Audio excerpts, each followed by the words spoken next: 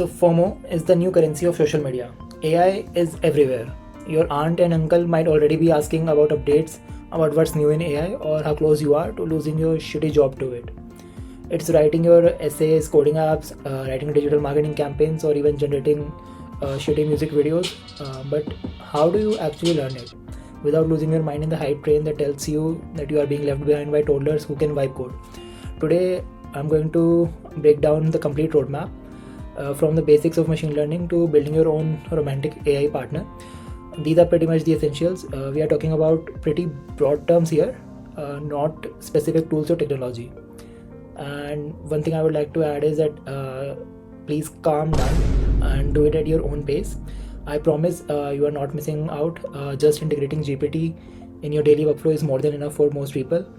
But for software developers or engineers, I think we can do better. So here's the roadmap, beginner to intermediate to advanced. So for beginners, we have general LLMs and basic terminology for AI. We have prompt engineering. For intermediate, AI agents, vibe coding. And for advanced, I'll be getting back to this later on in the video, MCP, context engineering, and then finally we have training and running our own models with our own devices. So we can start with the basics. So what is AI today anyway? What was it earlier? And isn't it just fancy ML, machine learning? So tech bros will disagree because their AI powered to-do app needs users to think it's doing something revolutionary, but in reality it's more or less just fancy advanced ML. YouTube already was using ML 2 decades ago. YouTube was already recommending videos to your liking. Amazon already knew what product you were gonna buy next. Netflix knew what obscure Korean romance drama is going to relate to your secluded life. And let's say hedge funds already knew where YOLO traders were going to spend their grandma's retirement fund on. So that was all ML, machine learning. They were just predictive models that use the past data to predict the future outcomes. Now we have general models that are more or less the word generators, predict next word in the given sentence. So you write a prompt and the LLM is going to generate the next sentence based on that prompt. So it is predicting words basically. That is pretty much it. But they have got so good at predicting general text, we can use them for all daily tasks, from writing code, essay to marketing campaigns. Might be a bit generic, but it will get the 90% of the work done. Your boss couldn't care less about who or what writes the code. So I suggest you better use whatever tools available to reduce your work and focus on playing some niche shitty MMORPG for your mental health. So these general models that we call the large language models that most people know are these GPT, Claude, Gemini and DeepSeek.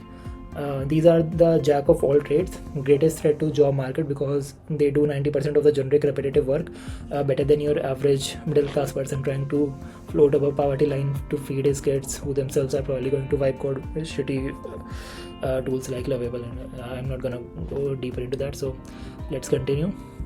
So moving on to prompt engineering, the second part in beginners. We can prompt engineering nothing complex. It's just getting GPT to give better answers based on your prompt. So you try to get as much efficiency as possible from GPT. So these could be basically, let's say, how generic responses. Give me a title for YouTube video on AI engineering requirements. So GPT will give back the response straightforward and SEO friendly. So it has optimized to some level, but if you wanted to give better results for your own purpose, then like you can say requirements. Let's say we know the ages of our audience, for ages between 25 to 35, and let's say they're career oriented stuff rather than just entertainment, career oriented people. And also you can add some hook or some attention grabbing word, attention grabbing hook. And let's say you want it under 50 words, under 50 characters, sorry. So, or 60 characters, I don't know what's the limit for YouTube titles. Let's do 60. I guess it was 60.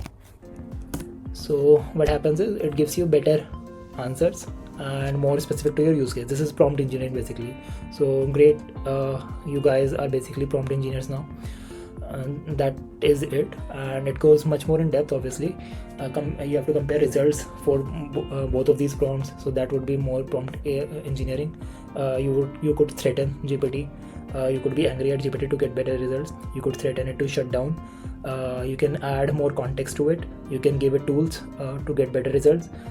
You can let it search Google for combining better results from web.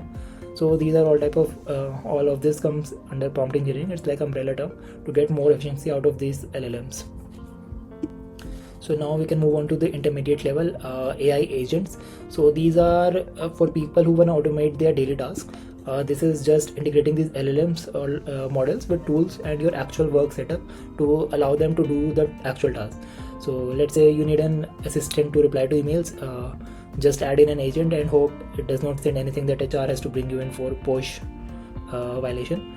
Need a customer chatbot for your app that has 0 users.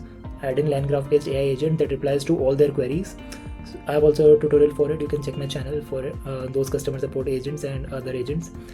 And that would be it. So AI agents are more or less they can do your daily work using these LLM models in one way or the other. Depends on how much you want to integrate the LLM into your agent, but that is the general idea. It could be a simple email summarizer to a full-blown app that you want to create. Depends how complex you want it to be.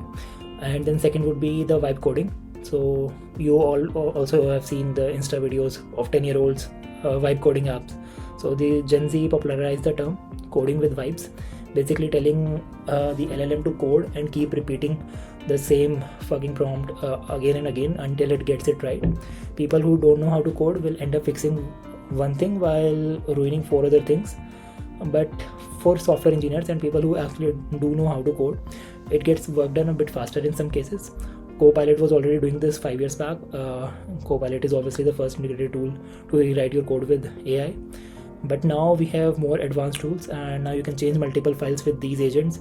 You give the context and the agent will go into the multiple files of your code base and change accordingly and tell you what it changed.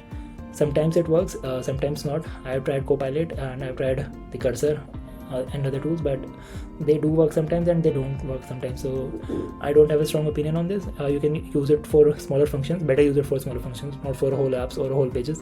Better use it for single modular pieces of code.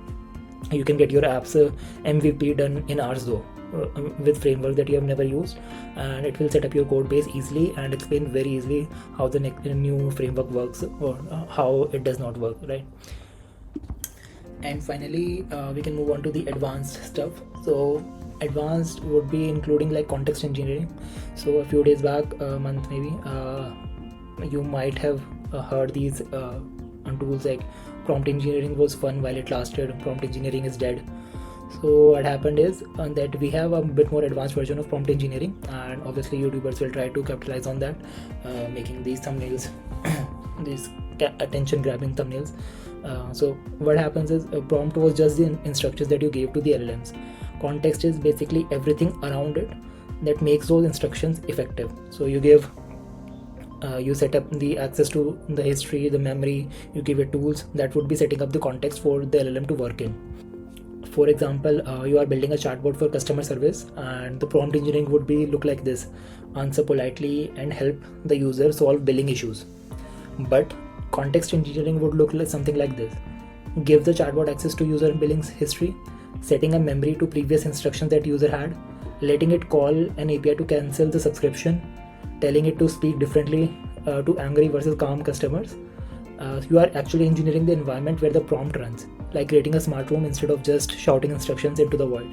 And the final point for advanced AI would be to create, train, and run your own models with your own devices. So you can, if you are given enough time, you can create and train your own models to excel at some specific task and ensure safety and security of your private data for your organization. All companies pivot to it sooner or later because they want to save their data. They don't want to expose it to GPT. Obviously, when I was working there, actually it was a startup, so they didn't care much. But I have heard from my friends that they are not allowed to write their data into LLMs, into GPT, Claude, etc. But for smaller startups, they can do it. They can buy some subscription for a cheaper price from GPT, and they can continue with their private data. They say it's private, but most companies don't trust, so they will more or less will create their own models sooner or later. So now this involves going into quite a depth for optimizing these models that only 3 people will use, but it could pay well depending on how much company values its own data and invest in long-term growth. So that was it. All the best, guys. You are not behind in the AI era. You are doing great. It's unpredictable. Actually, what happens next, I don't know. But for now, the best we can do is to keep up to date with these basic tools to reduce our workload and relax while possible. So see you in the next one, guys.